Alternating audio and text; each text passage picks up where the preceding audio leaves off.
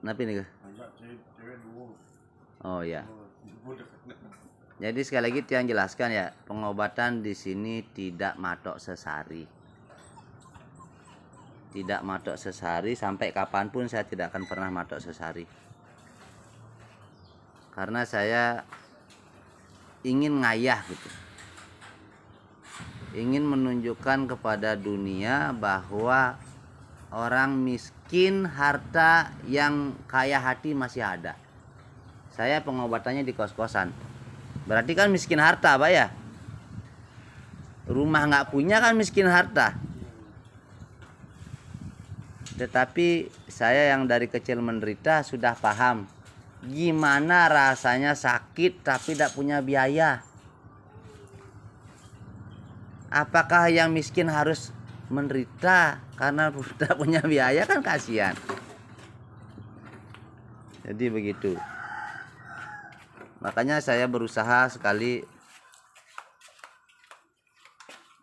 agar lebih baik saya irit hidupnya kan, jadi bisa juga nabung, bisa menggapai cita-cita tanpa harus menyakiti orang sakit.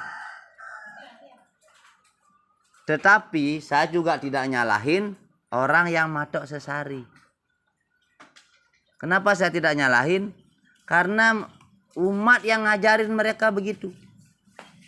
Kadang-kadang umat yang tidak menghargai.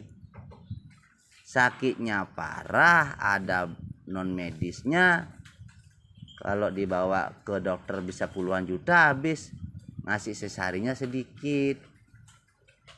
Jadi yang matok sesari itu sudah belajar juga. Diajari juga oleh umat kan gitu. Nah, artinya tidak ada yang salah di sini. Semua orang punya haknya masing-masing, alasannya masing-masing gitu. Tapi kalau saya pribadi sampai kapanpun tidak akan pernah. Kalau dengan bule beda. Bule saya ada angka. Angkanya jelas. Karena bule nggak suka ada angka. Semakin nggak diisi angka semakin nggak percaya dia. Bener nggak nih gitu. Tapi kalau sesama saudara, kayak kemarin yang dari Jakarta Pak ke sini, dia lihat saya di TikTok, datang dia ke Bali berobat, terus dia nanya, Pak Jero, berapa saya harus bayar? Bayar apa Pak? Kan habis diobati sama Pak Jero. Anda juga saudara saya, walaupun beda agama. Siapapun yang datang ke sini tidak saya kasih angka. Berapapun Anda ikhlas, silakan. Saya dikasih uang segini. Diambilin aja di tas. Enggak juga saya hitung, saya taruh juga. Nah gitu ya. Karena mungkin dia punya lebih.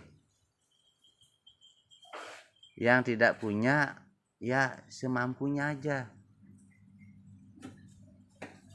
Tuhan saksinya, baik keikhlasan saya dalam ngayah, keikhlasan Anda juga Tuhan yang tahu, dan kesembuhannya juga Tuhan yang menentukan. Benar nggak? Saya hanya sebagai gelas kosong.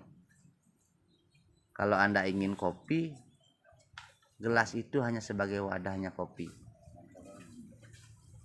Tidak ada orang yang pernah berterima kasih sama gelas. Terima kasih gelas, enggak ada. Nggak ada juga yang memuji, iya enak sekali gelasnya, enggak ada, ya. Iya enak sekali kopinya. Yang dipuji adalah kopinya dan yang membuat kopi.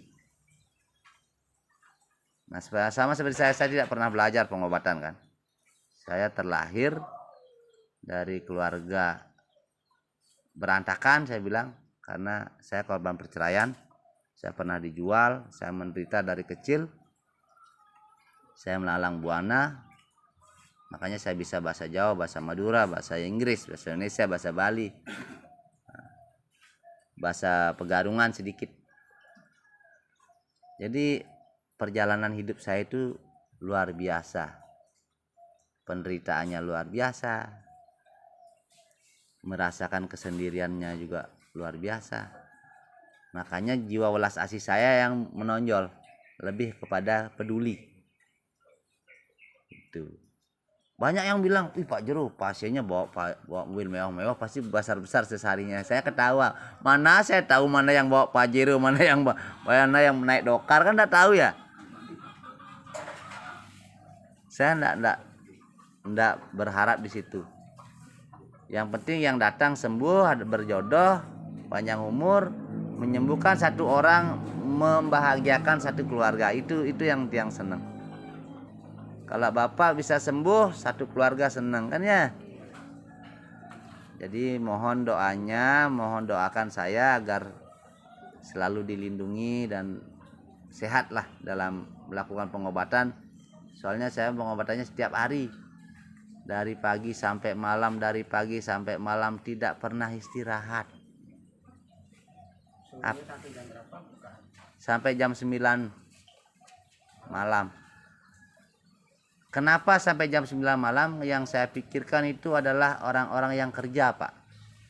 Buruh bangunan, kan itu pegawai negeri. Jadi mereka kerja bisa, berobat bisa gitu.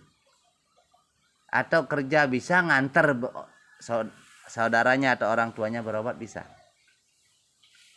Intinya jangan menyusahin orang yang susah. Jangan nyakiti orang yang sudah sakit. Gitu aja. Itu prinsipnya. Jadi dari jam 9 pagi sampai jam 9 malam 12 jam. Itu pun kadang sampai jam 2 malam. Jam 2 pagi.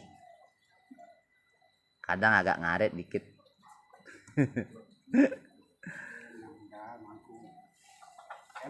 Astungkare. Doa seorang sepuh adalah kekayaan yang luar biasa buat dia. Itu hadiah yang luar biasa. 1 miliar pun sedikit. Doa itu tak terbatas. Jadi ingat kalau berobat di sini astungkare sembuh asal mengikuti aturan yang ada di sini. Yang pertama meyakini, yang kedua mau berproses, yang ketiga tidak boleh melanggar apa yang tidak boleh dimakan. Saya tidak segan-segan mengusir siapapun pasien yang melanggar dan tidak bisa dikasih tahu. Saya langsung mengatakan kalau Anda tidak ingin sembuh ngapain berobat ke sini?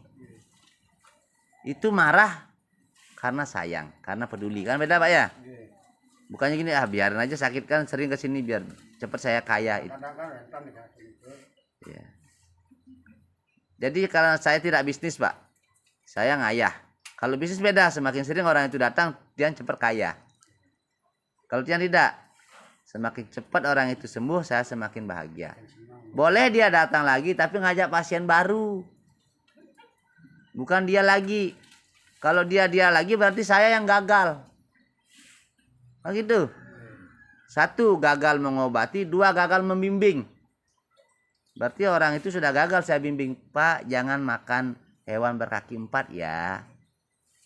Ya makan dia lagi. Dengan 1001 alasan lah. Udah saya usir. Maaf Pak, pasien saya banyak yang ngantri, yang ingin sembuh. Bapak yang tidak ingin sembuh pulang aja. Cari tempat lain berobat. Gitu saya. Karena saya marah. Kenapa orang itu tidak sayang dengan dirinya sendiri? Apa dia pernah memikirkan anak cucunya? Atau istrinya atau suaminya? Kan gitu ya?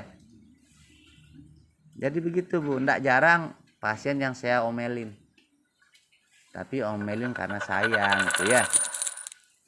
Jadi pengobatan di sini selain mendapatkan tirta atau air suci, air yang didoakan, juga mendapatkan petunjuk untuk membuat ramuan, mendapat tuntunan atau bimbingan tentang kesehatan, mendapatkan transfer energi dan juga terapi.